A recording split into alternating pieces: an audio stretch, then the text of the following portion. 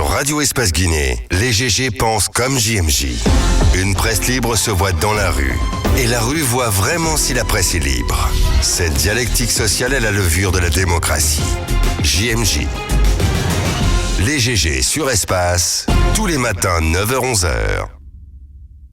Tous les matins également sur Espace TV, vous avez accès à cette émission. Continuez à réagir. Les GG au 8036, sinon sur Twitter, entre autres, le hashtag Espace GG, sinon le numéro de téléphone qui s'affiche juste en bas de l'écran, là, le 00224 657 39 13 13. Camille Condé à la réalisation, Malice Sida, merci. Alassane Diallo, l'homme de nuit. Mafata Sano de retour, merci à vous tous à l'international, mesdames et messieurs.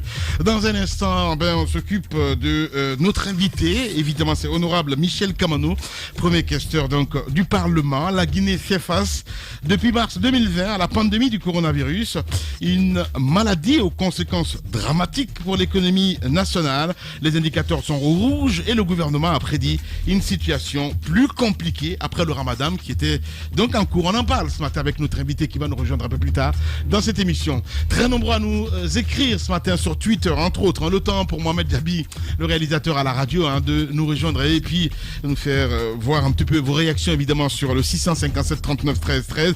On part sur Twitter entre autres avec ce premier tweet qui nous parvient, c'est de Patekourou Diallo qui nous écrit ce matin bonne fête à vous tous, à vous millions de lutteurs, qu'Allah exauce donc nos prières.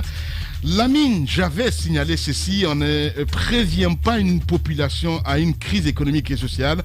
Depuis l'annonce, les produits de première nécessité coûtent très cher, il le dit ce matin, Patekourou Diallo. On reste dans le sillage avec Keita Mamadi, Dr K qui nous écrit également. Bonjour les GG, bonjour à toute l'équipe. À quoi voulez-vous vous attendre si le PM même a dit qu'il faut s'attendre à des jours difficiles? Les commerçants profitent de ces propos pour fixer donc les prix comme ils veulent, parce qu'ils savent que personne ne pourra leur inquiéter. Pauvres de nous, c'est Keita Mamadi qui nous envoie ce message. On reste avec Noumou également qui nous écrit sur Twitter. Bonjour les GG, ce qui se passe avec Antonio c'est inacceptable. Si on lui reproche de quelque chose, qu'on lui notifie, il va répondre et se justifier par rapport à sa gestion de la Fegui Foot pendant son mandat. C'est simple, c'est un auditeur évidemment qui nous envoie ce message. Koulibaly, le démocrate également qui nous écrit sur Twitter, ça se passe là, vous le voyez à l'écran. Hashtag Espace GG, bonjour. Tout ce tohu-bohu autour de la Fegui Foot, c'est parce que la Guinée est candidate pour l'organisation de la CAN 2025, la gestion des fonds qui viendront des instances du football et les sponsors, ce qui les préoccupe. Dommage pour le football guinéen. C'est un auditeur évidemment qui nous envoie ce message. Kouyaté, Sori Ibrahima qui nous écrit également. La Guinée est ce pays où l'on se lève le matin, détruire des biens, des citoyens, sans qu'on sache d'où vient l'ordre, capable de mettre aux arrêts des gens avec des mandats inexistants. Le comble de l'anarchie, voilà, il le dit ce matin, ce que subit Antonio s'apparente à un acharnement. Hashtag Espace GG. Abdallah So Kansagi aussi qui nous écrit. Bonjour Lamine, cette guéguerre footballistique est partie de non-respect des statuts de la Fédération guinéenne de football par Antonio Soare. Donc qu'on ne cherche pas à se justifier par des termes en acharnement ou autre, il faut être juste respectueux des lois. C'est un auditeur évidemment qui nous envoie ce message. Idrissa Mané également qui nous écrit. Bonjour les GG, bonjour la radio école. Il faut que Tibou Camara sache que Antonio est plus que car il a des infrastructures personnelles qui peuvent développer donc ce pays. Il est celui qui a fait ce qu'aucun Guinéen n'a fait d'abord dans le sport. Donc nous lui devons des remerciements. C'est Idrissa Mané qui nous envoie ce message. Attention à la marche, monsieur le député. On reste toujours avec cet autre auditeur évidemment qui nous écrit. Bonjour les GG, mes chers. Les membres statutaires ne voudront plus une personne à la tête de la Fegui Foot qui n'est pas un homme comme Antonio ou KPC, sinon le foot aux footballeurs et les affaires aux hommes d'affaires. C'est un auditeur évidemment qui nous envoie ce message. C'est Oukoumar Bolé aussi qui nous écrit sur Twitter. Bonjour les GG, je pense que tout est parti à partir du moment où le président a décidé de se mêler de cette affaire de congrès de la Fegui Foot en tentant de trouver donc un compromis. Tout va tout faire, voilà. Tu vas tout faire pour ce pays, ils finiront par t'humilier. C'est très dommage pour nous. Hashtag Espace GG. Alain Disso, également qui nous écrit du côté de l'abbé. Bonjour les GG. En plus des opposants détenus donc à la maison centrale de Conakry, les autres semblent être aussi détenus dans la ville de Conakry. La différence, Lamine Guirassi, c'est juste l'espace de détention. Voilà la politique du 3e mandat chez nous en Guinée. Alain Disso qui nous envoie ce message. Mohamed, le politologue également, qui nous écrit sur Twitter. Bonjour les GG. L'empêchement des opposants à sortir hors du pays n'est pas de nature à décrisper l'atmosphère. Il faudrait accepter et les accorder une liberté assurée de mouvement, c'est important. Lamine, il faut essayer de régler ces bugs qui interviennent à la télé. Je pense que Paris est en train de faire tout de ce côté pour essayer, en tout cas, de revenir un petit peu à la normalité. On a Alpha Moussa Makadiabi qui nous écrit également sur le 657 39 13 13. Voilà, même à Amiens, on parle d'Alpha Moussa Makadiabi. On me dit tout le temps, ce sont ces messages qui passent à l'antenne. Je n'y peux rien. Bien, si c'est le réalisateur qui me donne, je ne peux que lire. Voilà, au moins c'est dit. Voilà, je fais la grande gueule tout seul ce matin. Allez, bonjour l'équipe, bonjour à toute l'équipe, bonne fête. KPC est une sémence prodigieuse qui attend la meilleure saison pour répondre donc aux espoirs de la terre promise, dont on aperçoit déjà la silhouette à l'horizon.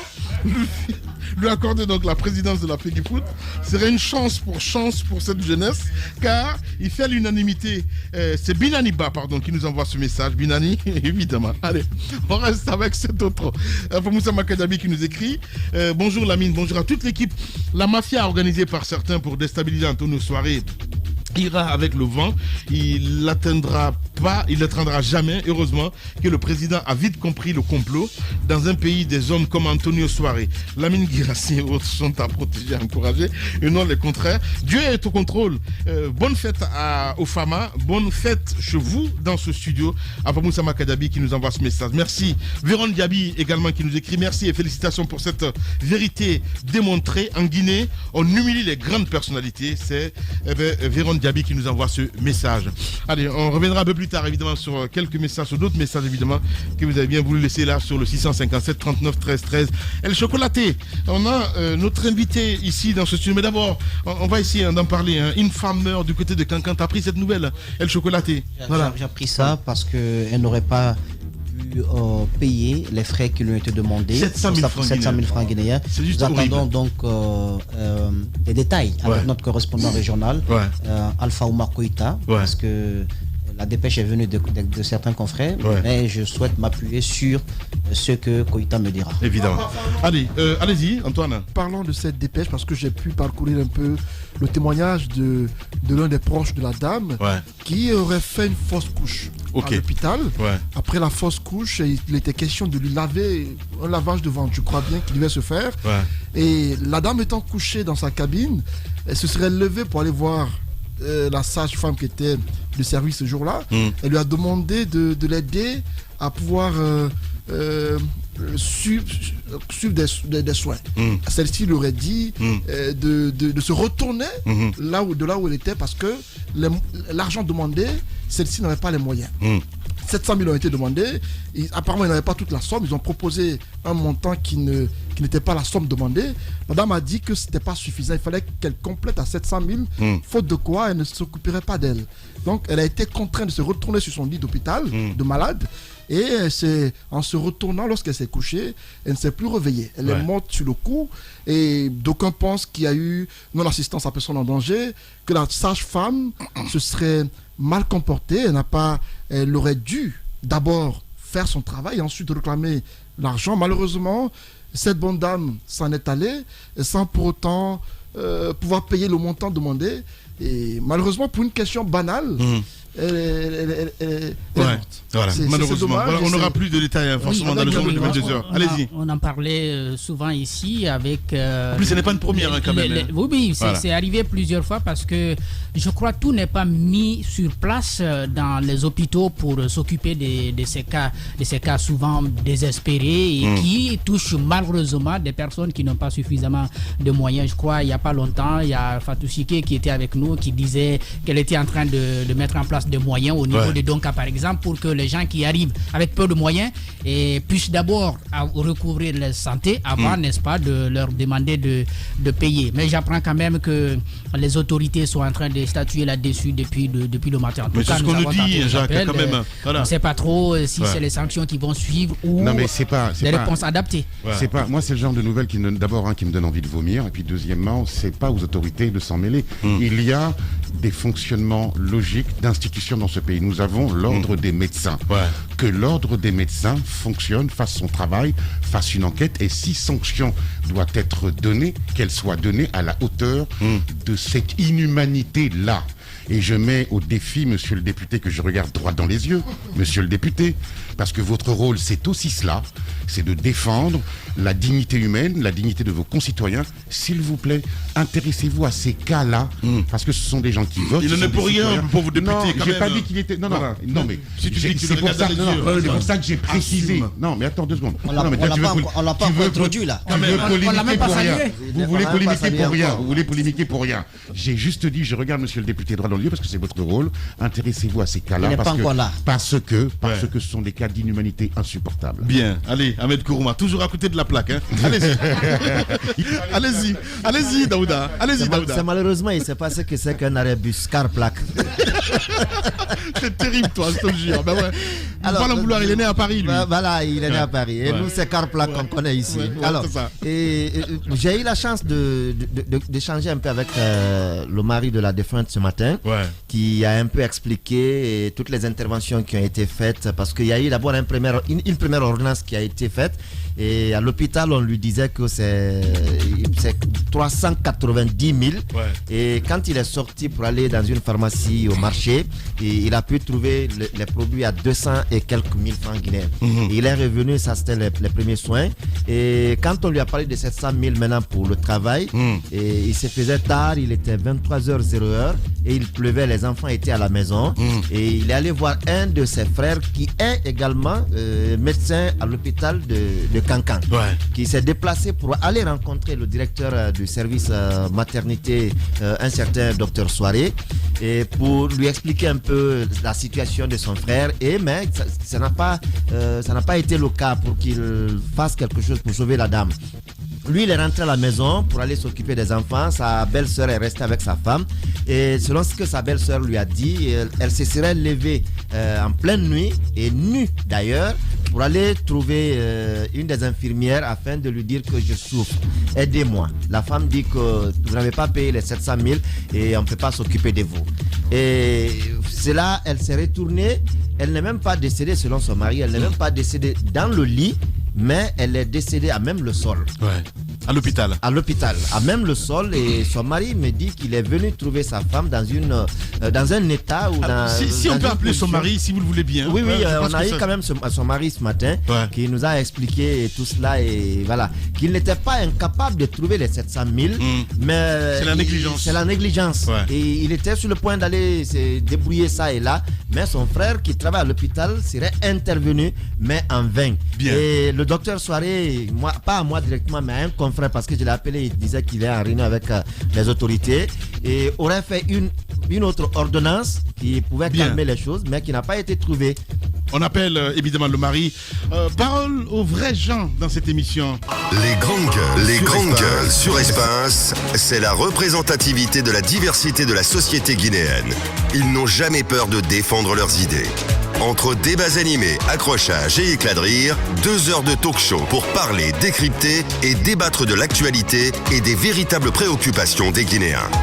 De 9h à 11h sur Radio Espace et en simultané sur Espace TV. Coronavirus, une maladie aux conséquences dramatiques pour l'économie nationale. Il le dit ce matin, Jacques Léo-Aleno. Les indicateurs sont au rouge et le gouvernement a prédit une situation plus compliquée après le ramadan qui était en cours. Les prix de certains produits de grande consommation sont revus donc à la hausse et c'est insupportable en tout cas pour la majorité des ménages. C'est dans ce contexte justement que les élus du peuple ont approuvé en avril dernier la politique du gouvernement Kassori. Plusieurs propositions propositions sont faites, mais à court terme, les questions demeurent autour des réponses adaptées pour soulager donc le panier de la ménagère. Comment analyse-t-il la crise actuelle qui est multiforme? Nous posons cette question ce matin à notre invité. Que demande-t-il à l'exécutif? Le député Michel Kamano, premier questeur donc, et ancien président de la commission économie et finances donc à l'Assemblée nationale, répond aux questions des juges. Il est avec nous dans ce studio. Le temps peut-être pour le réalisateur d'appeler du côté de Cancan. Monsieur le député, bienvenue sur Radio Espace. Bonjour, très heureux de vous retrouver. Bonjour, tout le plaisir est pour moi de venir à cette grande radio. Oui. Merci. Merci beaucoup. Michel Kamano, quand on prononce ce nom, ça sonne fort, Lamine. J'ai comme l'impression, la première question d'ailleurs que ça m'amène à poser, c'est est-ce que Michel Kamano est un immortel? Parce que il est là depuis longtemps. Il a été presque de tous les régimes. Et mouvancier. Il n'est pas là où on fait de la critique acerbe. Il a toujours su se tailler une place quelque part. En tout cas, près du pouvoir. Tranquillement, au chaud. Alors, monsieur le député, comment ça se fait? Comment ça se fait? Parce que, voilà, c'est comme si vous étiez immortel.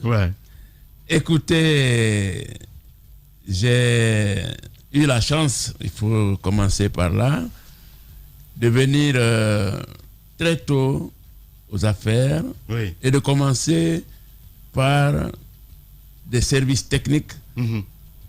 À l'époque, très peu vu, les statistiques, mais c'est vraiment la mémoire de l'économie. Parce que qui détient les chiffres détient la vérité. Même si on a horreur aux chiffres en Guinée. Et à l'époque, statistique, on se demandait c'est quoi.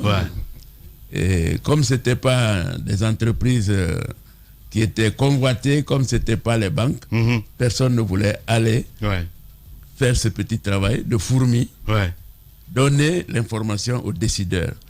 Donc j'ai commencé par là. Vous aiguillez en fait les décisions publiques. Voilà. C'est un peu ça. Sans être visible, on a pendant longtemps préparé les décisions. Quelquefois, lorsque ça arrangeait le politique, il suivait la tendance que l'économiste donnait. Quelquefois, si ça ne l'arrangeait pas, il prenait d'autres décisions. Et on en a eu les conséquences. Parce que l'économie vit, l'économie est réelle. Vous ne pouvez pas la politiser. Si vous échouez par les chiffres, il faut que vous puissiez corriger. Absolument. Et il y a eu de très mauvaises politiques agricoles. Nous nous sommes rendus compte, à un moment, on a sorti des statistiques pour dire tout investissement qu'on faisait dans l'agriculture avec la mécanisation à outrance nous faisait perdre énormément d'argent. Bref, j'ai eu cet avantage de travailler sur l'économie réelle. Et de dire la vérité aux décideurs. Monsieur le député, quelquefois, ça ne nous a pas beaucoup arrangé, mais l'économie étant ce qu'elle est, on ne peut pas la modifier. On est obligé de faire avec. Ce qui fait cette longévité, c'est ce qui mais là, pour une fois, justifier aujourd'hui. Non, mais justifier, c'est ce que je dis. Même si parfois on ne vous écoute pas, mais vous dites c'est notre rôle quand même de le faire. Absolument. Est-ce qu'il y a lieu, parce que si on vous voit, on va dire, mais normalement vous êtes à la retraite, on va le dire comme ça. Comment est-ce possible aujourd'hui que les jeunes, par exemple, ne se trouvent pas... la dernière fois que j'ai rencontré un jeune qui me disait que nous on donne les statistiques, c'était à Zéré Corée, c'est l'ami de Fassili Konaté, ça m'a donné à réfléchir de waouh. Ok, on peut être jeune et puis se dire que on peut être là aussi pour aiguiller les politiques pour prendre des décisions. Comment est-ce possible aujourd'hui que les jeunes ne sont pas attirés dans ce domaine-là, parce que vous le dites si bien, vous aiguillez les politiques pour prendre des bonnes décisions, même si parfois on ne vous écoute pas? Écoutez, il y a des jeunes qui sont bien pressés, ils veulent tout avoir tout de suite, quelquefois sans rien faire, mais il y a des jeunes responsables qui veulent d'abord s'informer, maîtriser.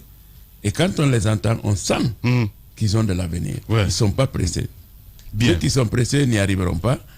Ceux qui savent apprendre pour maîtriser et se positionner, ils ont de l'avenir. Est-ce qu'aujourd'hui, au niveau des statistiques ou disons de ce service, parce que nous suivons quand même quelques rapports qui sont donnés, même pas assez réguliers, les rapports qu'on donne sont plutôt sur le plan humain, mais sur l'économie, on n'a pas de données en temps réel. Est-ce que vous estimez qu'aujourd'hui, ce travail, puisque vous n'y êtes plus, est en train d'être fait comme vous le faisiez avant?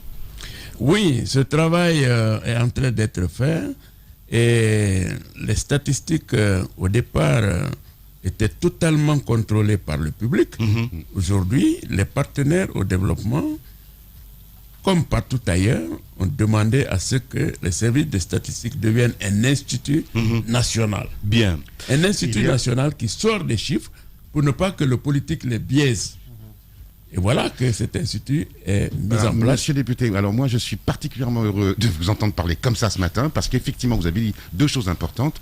La première, c'est que les statistiques sont la base de l'économie. Qui détient les chiffres détient la vérité. Et dans tous les pays du monde, vous avez absolument raison, les statistiques, et notamment en France avec l'INSEE, qui est extrêmement écouté par les pouvoirs publics, parce qu'il détermine non seulement les politiques publiques, mais aussi l'économie, l'inflation, etc. Et malheureusement, c'est là où je voulais en venir avec vous, vous êtes le parent pauvre de la Guinée. Or, vous êtes l'un des rouages essentiels de l'économie, et il serait temps que les hommes politiques de ce pays vous écoutent, vous, avant d'engager. Il n'est plus en fonction. Je finis. Non, mais malheureusement, c'est dommage. Non, je finis juste. Malheureusement, oui. Non, mais laissez-moi finir. C'est un banquier quand même là. Là, tu parles à un économiste et un banquier. Excuse-moi. Voilà. Et c'est pour ça que je suis heureux de l'entendre parler comme ça, parce que quand on met des politiques publiques en place, quand on met des politiques sociales en place, quand on parle de cette crise, parce qu'on va en parler, effectivement, les premières personnes que l'on doit écouter, c'est vous, les statisticiens. Voilà. Merci. Honorable Michel Kamano, premier questeur donc, du Parlement. Il est notre invité ce matin chez les GG. Allez-y, Daouda Mohamed Kamara, première question, mon cher ami. Voilà. Alors là, peut-être vous n'avez pas continué avec la première question de Moussa Moïse, que vous soyez toujours là. C'est vrai que vous avez travaillé dans l'ombre à un moment donné. On vous a vu, Michel Kamano, qui prend une pause et qui revient. Le secret aujourd'hui, que vous soyez toujours là et au bon endroit. Le secret, comme je le disais, lorsque vous avez la chance d'avoir les chiffres, il faut dire aux politiques la vérité. Ouais. Ça a souvent joué contre moi. Vous avez suivi des hauts et des bas, des moments où on m'a sorti seul du gouvernement, plein 14 heures, parce que simplement, je ne pouvais pas modifier les chiffres qui étaient là. Ok. Parce que ça arrive souvent, les politiques me demandent de modifier les chiffres, de mentir. Oui, pour faire bonne presse. Ouais. Pour faire bonne presse. Ok. C'est normal, c'est de bonne guerre. Ouais. Bien. Le politique, il regarde le verre à moitié plein. La partie vide, c'est les autres. Et le statisticien regarde le verre à moitié vide. On connaît bien cette histoire de verre à moitié plein. Ça, on a maîtrisé cela lors du passage au métier ici. Je ne sais pas pour lui le verre il est plein ou pas, mais lui son verre est cassé. Le verre de Naïté est cassé. J'ai été assez proche et peut-être ma façon de leur dire certaines choses, souvent blessé, mais quelquefois on me rappelait pour me dire oui, tu l'avais dit, mais la façon de dire ne nous avait pas convaincus. Bien. C'est ce qui a fait. Quand on a raison très tôt, on finit par avoir tort. Parlons justement. Parce que les chiffres annoncent les prévisions, et du coup, quand vous annoncez que il se peut que le déluge, les politiques peuvent ne pas du tout vous faire cadeau. Absolument. Bien, on va revenir un petit peu à l'actualité. Le Premier ministre a prévu, a prédit. Eh ben, nous aurons des lendemains difficiles, Michel Kamano. On pose cette question ce matin parce que c'est important de savoir comment analysez-vous la crise actuelle qui est multiforme. Je l'ai dit tantôt à l'entame. Bien, crise... si je peux me permettre, monsieur le député, pour compléter ta question, excuse-moi Lamine, monsieur le député, pour compléter la question de Lamine, il y a eu la crise de la Grande Dépression dans les années 30, puis la crise de la dépression des années 2010, et là on parle de la crise du grand confinement, on est d'accord ? Pour compléter la question, quelles sont les solutions, mais quelle est la différence entre ces trois crises ? On a besoin que vous nous l'expliquiez. Aujourd'hui, la différence est que cette crise, au départ, a fait penser que nos économies n'allaient pas être frappées parce que ce sont des économies encore fragiles. Mais l'interconnexion aujourd'hui, l'interdépendance entre les économies fait que personne n'échappe. Personne n'échappe. Les économies fortes ont pris le coup de façon assez dure, mais ça s'est répercuté sur le volume global des investissements dans l'économie mondiale. Et c'est nous qui sommes les demandeurs de ces investissements pour valoriser notre potentiel. Du coup, ce volume ayant baissé, nous ne pouvons pas prétendre réaliser aujourd'hui certains programmes de développement économique et social qui dépendent d'un investissement qui est attendu de l'étranger. Donc il faut compter sur nos propres moyens. C'est pourquoi l'impact va être davantage élevé si, à l'interne, les politiques n'améliorent pas la gouvernance pour mieux gérer le peu que nous avons. Bien. Absolument. Allez, voilà, on va revenir évidemment à notre sujet. Allez-y, mon cher Moussa. Surtout votre analyse sur la politique générale du gouvernement. Vous avez suivi le Premier ministre lors de son passage à l'Assemblée nationale. Des révélations ont été faites, mais comme Lamine l'a dit, il a annoncé que la situation économique pourrait être difficile dans les jours à venir. Alors, votre analyse sur cette situation, est-ce que vous avez trouvé les données justes, puisque vous êtes dans le monde des statistiques? Est-ce que vous avez trouvé que ces chiffres reflètent la réalité? Oui, et moi venant du secteur, je m'attendais à ce que le Premier ministre continue à faire un discours volontariste pour dire avec ce potentiel, nous allons arriver à ça, nous allons bientôt être un pays émergent. Mais il a changé de discours. Il a été très réaliste. Il a dit, voilà où nous sommes partis, si où nous sommes, nous prétendons, nous proposons d'aller à tel niveau, mais il y a des risques qu'on n'y arrive pas. Oui. Il faut que les gens soient prévenus. Non, mais c'est peut-être qu'on lui a reproché justement cette réelle politique. Oui. Donc, c'est pourquoi nous avons soutenu, mais en disant, attention, cette fois-ci, le discours du Premier ministre a positionné le Parlement pour assumer une de ses missions. Que dans beaucoup de pays où, évidemment, le pouvoir est majoritaire à l'Assemblée, l'Assemblée n'assume pas cette mission, celle du contrôle de l'action gouvernementale. Et clairement, quand le Premier ministre a donné sa politique d'orientation générale, le président de l'Assemblée a traduit le sentiment du parlementaire guinéen aujourd'hui, c'est d'aller assumer cette deuxième responsabilité, suivre l'action du gouvernement. Ouais. Il y a des préoccupations dans beaucoup de secteurs qui sont tellement liés au développement. Le secteur de l'énergie nous coûte excessivement cher. Les parlementaires veulent savoir pourquoi, comment c'est géré. Ailleurs, il y a des investissements qui sont faits qui n'ont pas encore les effets attendus. Il y a des statistiques qui sont bien. Le taux de croissance, le gouvernement fait beaucoup d'efforts. Justement, en parlant de croissance. Mais pour le citoyen lambda que nous représentons, ce n'est pas le taux de croissance. C'est le panier de la ménagère. Le panier de la ménagère. Ouais. Donc nous nous inscrivons dans cette logique. Justement, comment on peut avoir double discours, je veux dire en laps de temps, parce que c'est important. Moi je parle comme le citoyen de lambda, Mamadouba qui m'écoute à Koya, qui n'arrive pas à comprendre. Oui, mais à la fin, j'ai l'impression comme si on ne dit pas la vérité. Comment il y a eu ce déclic ou ce changement à la fin du compte? Comment on peut avoir double discours en même temps? On va me dire, oh, c'est politique, parce que vous l'avez dit tout à l'heure, parfois les politiques, vous faites mentir.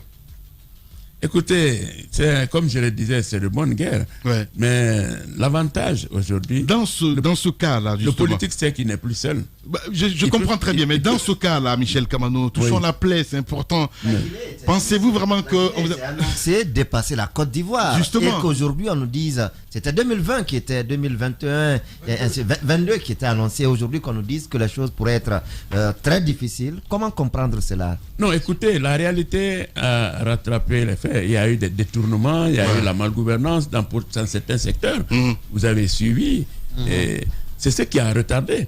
Alors, mais aujourd'hui, puisque le Premier ministre, il est passé, mais avant qu'il ne revienne en 2021, il est d'abord passé devant vous en 2018, ça c'était dans la 8e législature, Dieu faisant bien des choses. Vous étiez à l'époque président de la commission économie-finance du Parlement. À cette époque, il avait fait cette annonce. Et puis, il avait aussi clairement dit qu'il y a la corruption qui nous empêche d'évoluer. Il revient en 2021 pour encore parler de la corruption. Dites-vous, en tant que parlementaire, quelle évaluation vous avez faite de sa politique en matière de lutte contre la corruption, justement, qui est aujourd'hui indexée comme étant la responsable de cette situation, ou l'une des responsables? L'observation que le parlementaire a eu à faire, c'est de dire au gouvernement, ce ne sont pas des engagements qui vont nous permettre de changer la situation, c'est les faits. Il n'y a pas de sanctions dans ce pays-là. On a dit au gouvernement, l'exécutif, il faut qu'il passe de la théorie à l'action, qu'il puisse sanctionner. Une fois qu'il y aura des sanctions, on a parlé de détournement de 200 milliards. Quelle est la suite? Quelles sont les sanctions qui sont tombées? Tant qu'il n'y aura pas de sanctions, tant que l'impunité... Même si... Parlons justement... Non, mais en parlant de corruption, même si, évidemment, le gouvernement, je veux dire, a nié ce fait de corruption. Récemment, même, on a vu... Sur les 200 milliards. 200 milliards, entre autres. Les grandes gueules. Il y a un député dans la salle qui a posé la question au Premier ministre, mais qui a fait la langue de bois, qui n'a pas voulu répondre clairement à la question, même s'il a voulu défendre Zainab Nabaya. Vous, en tant que député, quelle a été la suite à votre niveau afin de faire lumière sur ce dossier? Parce qu'on a vu quand même la position du président de l'Assemblée nationale. Le président de l'Assemblée, et lui, il a une position claire. Il a dit que le gouvernement n'avait pas à se solidariser autour d'un dossier tel que celui qui a été évoqué par la presse. Voilà. Écoutez, la position du Parlement est très claire. Nous ne défendons pas un gouvernement, nous défendons nos mandants. Oui. Et l'Assemblée aurait dû s'en saisir très rapidement. Mais la loi dit, dès que la justice se mêle, l'Assemblée est obligée d'attendre. Et si nous n'avons pas les résultats, je vous ai dit que devant le Premier ministre, la représentation nationale a dit notre responsabilité, même si nous sommes majoritaires. Et c'est surtout parce que nous sommes majoritaires que le suivi du contrôle de l'action gouvernementale va être fait. Moi, je prends Honorable Michel Kamano, premier questeur donc à l'Assemblée nationale. Il est notre invité ce matin chez les juges. Allez-y, Antoine. Je prends Michel Kamano au mot, notamment dans ses précédents propos, quand vous dites qu'il y a corruption et malgouvernance. J'ai envie d'avoir des faits concrets.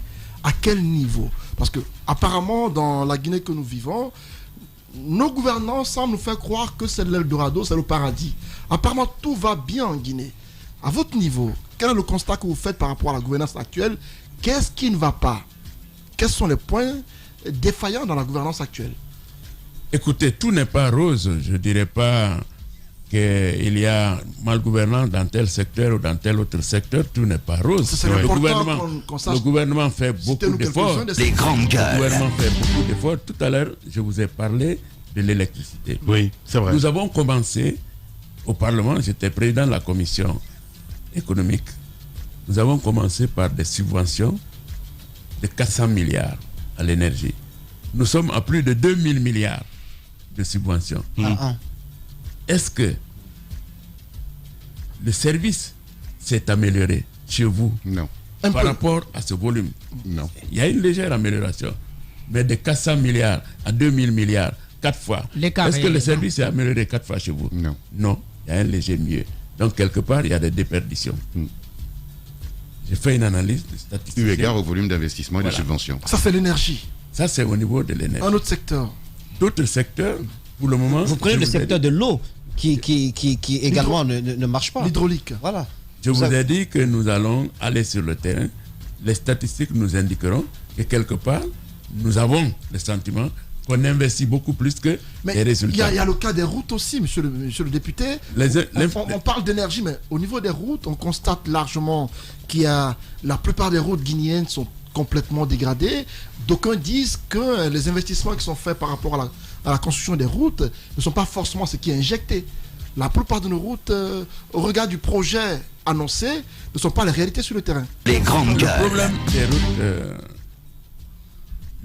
routes, les gouvernements qui se sont succédés à un moment ont commis l'erreur de vouloir réparer des routes essentiellement sur le budget de l'État, peut-être pour des raisons électorales, mais ça ne marche pas. On ne peut pas financer des routes par nos petits budgets nationaux.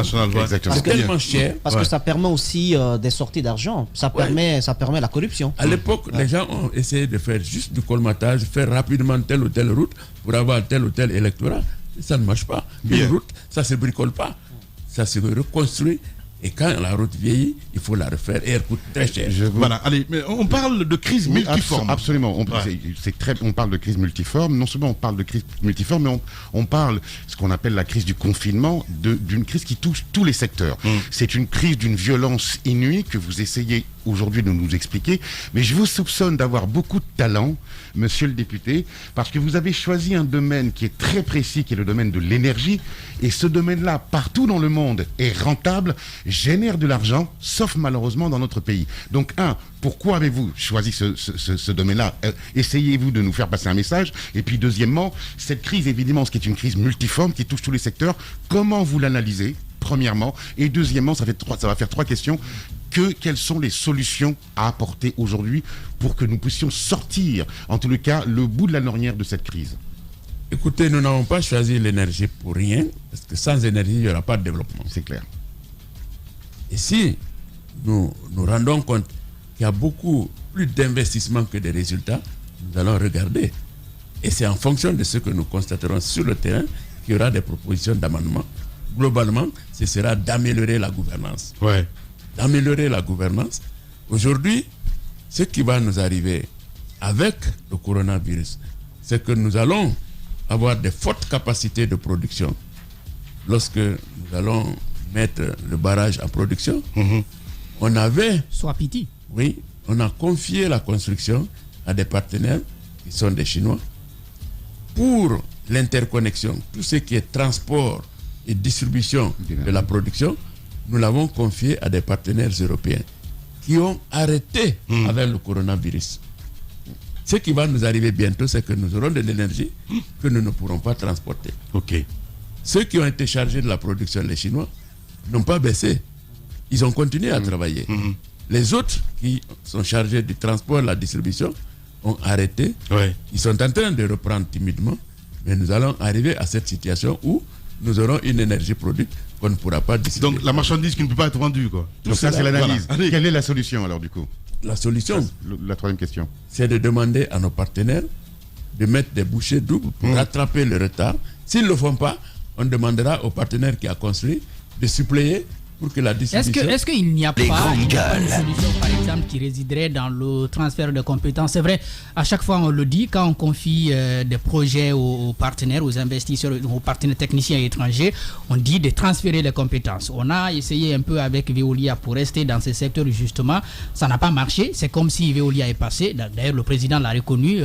Il n'a pas été au rendez-vous. Est-ce qu'aujourd'hui, le problème ne réside pas dans ce problème de transfert de compétences aussi? Si, le problème, mais la responsabilité, elle est partagée. On dit souvent que l'Asiatique ne transfère pas. Non, ça dépend de celui qui demande. Si vous ne demandez pas, vous ne pouvez pas avoir de transfert de compétences. Si vous ne mettez pas des cadres capables de recevoir ce transfert, si vous mettez des cousins à la place de l'ingénieur qui doit recevoir cette technologie, il n'y aura pas de transfert. Donc la responsabilité est partagée. Celui qui vous aide, qui a la capacité, il ne va pas vous aider à ne plus avoir besoin de lui, mais si vous insistez, il va faire du transfert. Mais si vous devez avoir ce transfert, il faudrait que vous lui mettiez des personnes ressources capables. Que ce ne soit pas des cousins, des neveux, mais vraiment des techniciens qui vont recevoir la technologie, la diffuser pour qu'elle soit internalisée. Bien. C'est plutôt côté du gouvernement que souvent nous n'avons pas de dispositions prises pour exiger ce transfert et pouvoir maîtriser la capacité, la compétence. Bien. Michel Kamanou, premier questeur donc du côté du Parlement. Il est notre invité ce matin chez les GG. Allez-y Moussa. Oui, 2 volets par rapport toujours au secteur énergétique, c'est la maîtrise du coût. Le kilowattheure, à combien pourrait-il être vendu? Parce que un commis de l'État a affirmé en tout cas que le kilowattheure est vraiment très très bas en Guinée, de telle sorte que même si on produisait beaucoup, on ne pourrait pas rendre financièrement, économiquement indépendante l'agence qui donc est chargée. Donc on ne pourra pas exporter. On pourra même pas rendre autonome l'agence qui est chargée de sa distribution parce que le kilowattheure serait très bas. Comment gérer cette question liée au coût du kilowattheure? Deuxième question, ce sont les équipements liés à la distribution. Le taux d'accès à l'énergie à l'intérieur dans les zones rurales, c'est pratiquement 2%. Ça, en tout cas, selon les chiffres qui sont donnés par le gouvernement lui-même, comment amener cette énergie, si elle est produite de façon suffisante, à quand même aller vers les foyers, aller vers les ménages, aller vers les PME? Bien, le problème du coût d'abord au kilowattheure, c'est avec la technologie aujourd'hui, les gens font des études de rentabilité. Et si l'Éthiopie s'est positionnée, parce que l'Éthiopie a un relief comme la Guinée, avec beaucoup de capacités pour faire de l'énergie hydroélectrique. Oui, avec le grand barrage. Là, avec le barrage de la Renaissance. Les grandes gueules. L'Éthiopie s'est positionnée pour avoir l'énergie la moins chère et ainsi promouvoir les PME, donc le développement. Aujourd'hui, la Guinée est parmi les pays où nous pouvons produire l'énergie à un coût vraiment raisonnable. À un coût raisonnable. Mais et l'exporter. Et l'exporter. C'est des investissements qui vont être lourds au départ et il y a des discussions que le parlementaire a eues avec le Fonds monétaire et la Banque mondiale pour dire qu'à ce niveau, il faudrait que le fonds soit beaucoup plus souple de ne pas plomber le niveau d'endettement de la Guinée. Si c'est pour avoir une énergie propre, une énergie suffisante pour booster l'économie, il ne faudrait pas qu'il y ait des limitations à ce niveau-là. Donc, aujourd'hui, le coût du kilowattheure est connu. Les gens font des comparaisons. À combien il coûte en Guinée, combien il coûte en Côte d'Ivoire. Nous le produisons aujourd'hui assez cher, mais avec... Même si les chiffres qu'on nous donne souvent, en se comparant dans d'autres pays et tout ça, je prends le carburant par exemple, ce n'est pas vraiment le prix, peut-être c'est le prix imaginaire, hein, parce qu'on sait bien, on a vu cette sortie du président Condé, entre autres, le PM aussi, Moussa, même si tu me fais les yeux comme ça. Non, pas du tout. Quand même. Moi, je suis d'accord avec toi. Les grandes gueules. Sauf que je trouve, je ne sais pas mais par quel mécanisme on peut rendre... On parle de comparaison. Oui, mais par quel mécanisme on peut sortir l'électricité de Guinée de sa faillite? C'est une société qui a été toujours déficitaire. Toujours déficitaire. Comment? Aujourd'hui, c'est d'abord les investissements, heureusement qui sont en train d'être faits, et la suite, ça va être la gouvernance. Et la gestion. La gestion. Après les investissements, et parallèlement, on doit mettre l'accent sur la gestion. Oui. Pour que la gestion soit améliorée. Et aujourd'hui, avec l'informatique et tout, on a des facilités, des possibilités de pouvoir limiter les dégâts, en tout cas améliorer la gouvernance du secteur. Voilà, Michel, quand vous parlez des mandants, c'est important, mon cher Mohamed Dabouda, parce qu'aujourd'hui, les gens s'attendent. J'ai vu quelques messages circuler tout à l'heure à dire que les commerçants fixent des prix comme ils veulent, parce que tout simplement le PM a dit qu'il fallait s'attendre à des jours difficiles. C'est très important. Que faites-vous dans ce sens? Jacques nous apprend en même temps que du côté de l'Assemblée nationale, on suit le gouvernement, même si vous le dites ce matin, mais non, parce que le PM vous a convaincu et que vous êtes statisticien, c'est important. Vous dites, on est sur la même longueur d'onde qu'avec le gouvernement. Que faire aujourd'hui pour faire comprendre à la population lambda comme quoi ce qui arriverait, ce n'est pas du tout une invention de gouvernement guinéen, mais plutôt c'est la réalité, on va dire, mondiale. Voilà. Oui, exactement. Écoutez, il y a un manque d'information, de sensibilisation sur ce qui est des prix, par exemple. Si vous ne regardez que votre marché, votre environnement, vous n'avez pas l'information de ce qui se passe autour, vous allez croire ou que votre pays est le plus mauvais ou il est le meilleur. Il faut avoir d'abord cette information pour que l'on sache qu'il y a des prix qui ne sont pas dépendants que de la volonté d'un gouvernement. Justement. On le sait très bien qu'il y a des subventions en ce qui concerne le carburant, entre autres. Ces dernières sorties, je parle des dirigeants évidemment du PM, entre autres, et du président, les chiffres ou peut-être les prix qu'ils ont donnés via d'autres pays, en comparaison évidemment les prix d'essence et tout ce qu'il y a autour, je parle de carburant, c'est pas réel. Ouais, parce que la frayeur, c'est l'augmentation prochaine. Entre autres. Du prix du litre. Voilà. Est-ce qu'aujourd'hui, vous pensez que le gouvernement est obligé d'augmenter le prix du litre à la pompe? Le gouvernement est obligé. Moi, j'arrive de Côte d'Ivoire, j'arrive de Freetown.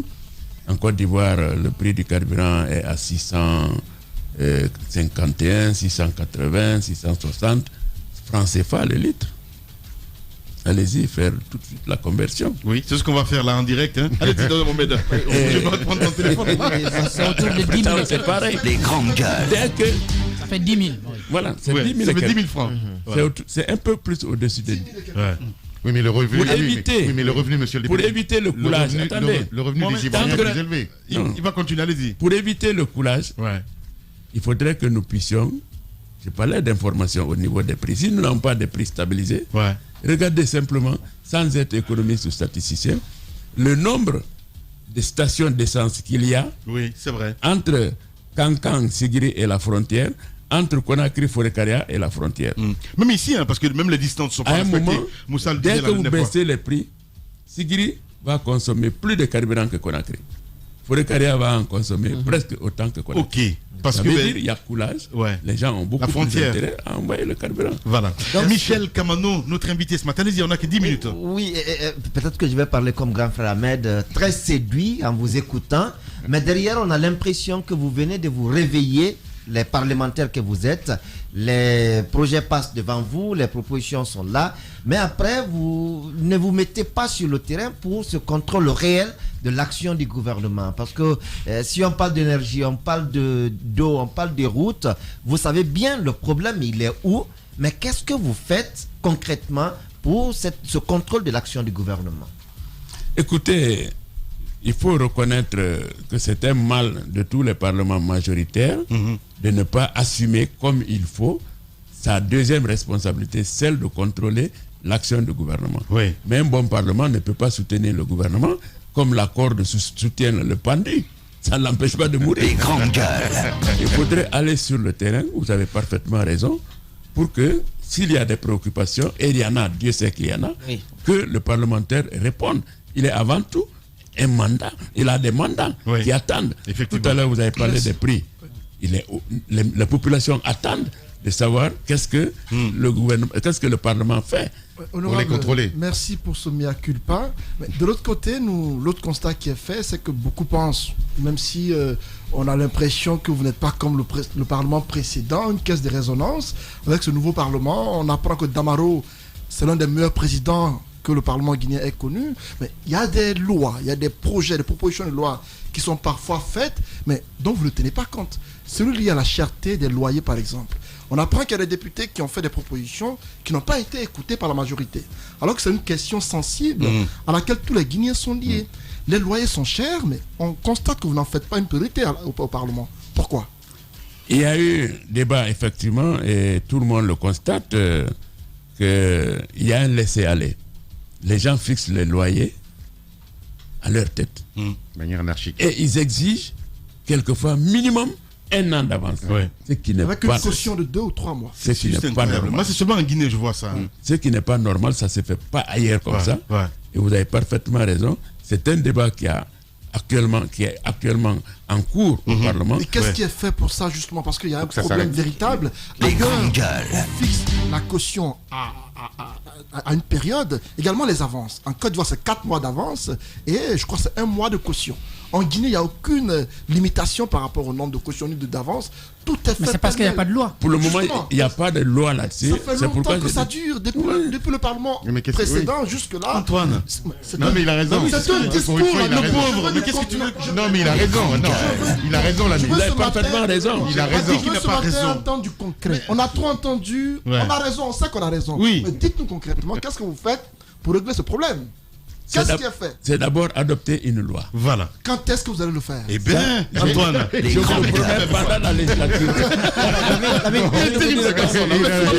Pour une fois, je soutiens. Mais nous ne sortirons pas de cette législature sans qu'une loi soit faite. Vous prenez l'engagement. Non, c'est moi.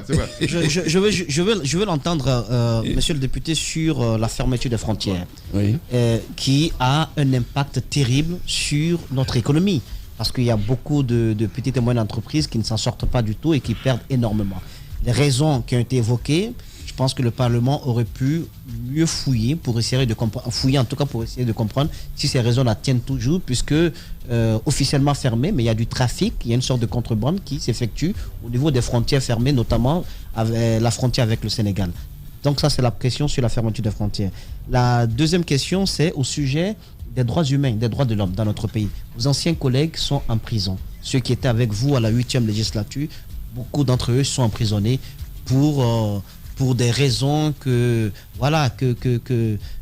sont pas encore connues réellement, mais voilà, le procès ne se tient pas.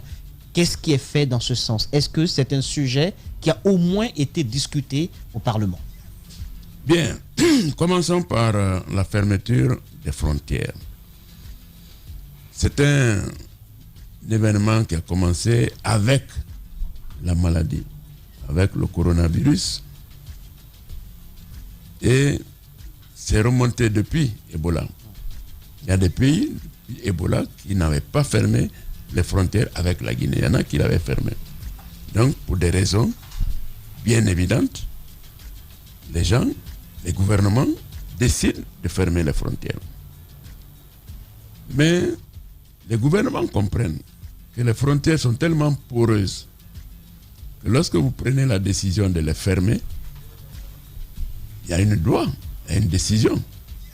Mais les populations sont tellement impliquées, il y a un brassage tel que vous ne pouvez pas empêcher des mouvements de population.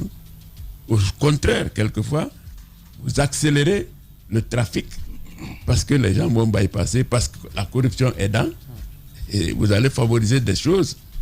Donc, mais la version officielle qui est donnée par le gouvernement, vous l'avez entendu, le président dit que c'est fermé, en tout cas pour des raisons sécuritaires. Il y aurait des atteintes à l'intégrité territoriale. Au niveau du Parlement, nous nous sommes d'abord intéressés à l'impact économique, à ce brassage des populations. Pour dire une fermeture de frontières nous semblait fictive. Mais le gouvernement qui est sur le terrain dit, c'est vrai, il peut y avoir des impacts économiques négatifs, mais il y a des velléités. Au niveau de la sécurité, il y a des préoccupations. Et là, nous n'avons pas, nous, cette information, nous n'avons pas la capacité d'aller vérifier. Lorsque le gouvernement dit le pays est menacé sur le plan sécuritaire, on est obligé de rester tous attentifs. Bien. Et cela, nous avons réagi en disant, souhaitons que cela se passe très rapidement et qu'on puisse maîtriser. À partir du moment où on sait qu'il y a des menaces, vous prenez des dispositions.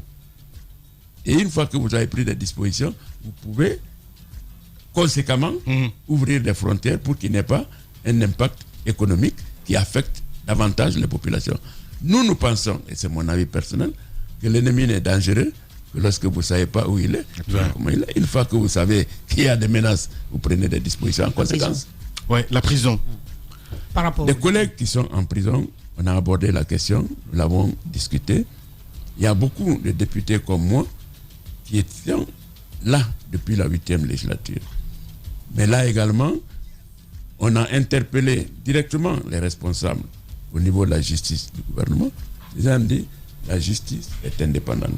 Nous avons dit, mais prenez des dispositions pour que les procès, que les jugements ne traînent pas, qu'ils se fassent rapidement. Donc, on nous a opposé l'argument de l'indépendance de la justice. En clair, vous aussi, du côté du Parlement, vous êtes bloqué en fait. Vous n'avez pas de représentant. Voilà, impuissant, c'est bien dit. Allez-y, Ahmed. Alors, on va revenir aux statisticiens que vous êtes. Le FMI prévoit en 2021 une baisse du PIB mondial de 3%. Et une baisse et pour l'Europe de 7%. Dans un pays comme le nôtre, la Guinée, qui n'est pas un pays qui produit, est-ce que vous pourriez nous dire quelle est la part de baisse du PIB que vous prévoyez pour 2020-2021 ? Il n'y aura pas autant de baisse que dans les pays, comme vous le dites aujourd'hui, qui produisent déjà beaucoup. Nous nous positionnons pour pouvoir produire. Donc, avec un certain volume d'investissement, on n'aura pas les investissements attendus parce que ceux qui devaient les apporter auront des besoins pour l'investir ailleurs. Donc avec la baisse, nous allons avoir une réduction du taux de croissance, mais il restera positif. Il restera positif. Dans un pays qui ne produit pas. Parce que nous sommes en train de construire des infrastructures de base. Et rien qu'à investir sur une autre route, vous avez des investissements importants et sur le plan économique, l'analyse se fait de façon positive.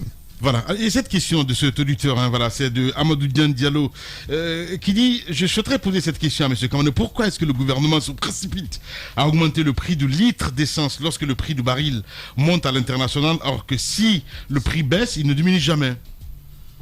Écoutez, il n'y a pas un effet automatique parce que le baril a baissé ce matin, demain matin, il faut qu'à la pompe, tout le monde se retrouve avec...